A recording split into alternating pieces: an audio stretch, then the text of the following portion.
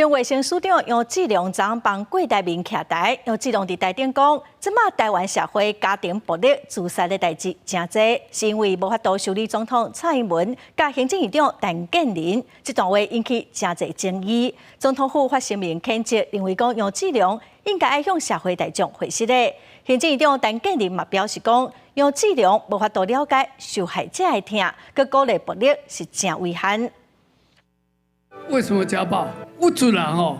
我没有办法去修理蔡英文，没有办法去修理这个陈建仁，因为他有保镖，那怎么办？就去修理比我更弱的人。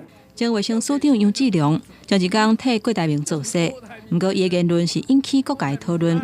总统府发声明严正谴责，内容指出，杨志良伫咧国民党执政的时期，捌做全国家暴防治的首长，煞无咧考虑受害者的想法甲创伤，为着选举话煞咧乌白讲，认为杨志良应该向社会大众回息的。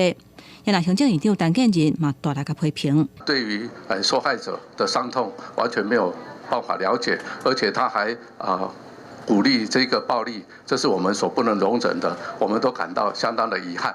那你用政治的理由来牵扯到说，好像要为这个家暴去找一个借口，这真的是胡扯。因为杨志良有受到邀请，正做宣布独立参选总统郭台铭智库的成员。民进党立委讲出伊侪年来事件的情形，呼吁郭阵营唔通为着要救声势，就记在伊讲出无适当的话。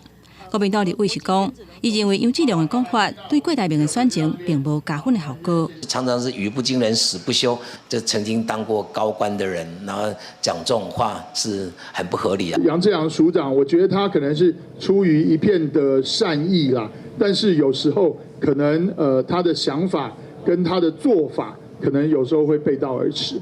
他应该道歉啊！我为什么道歉？台湾现在是水深火热，蔡英文不要脸，我告诉你，他应该跪下来向全民道歉。大家都很幸福吗？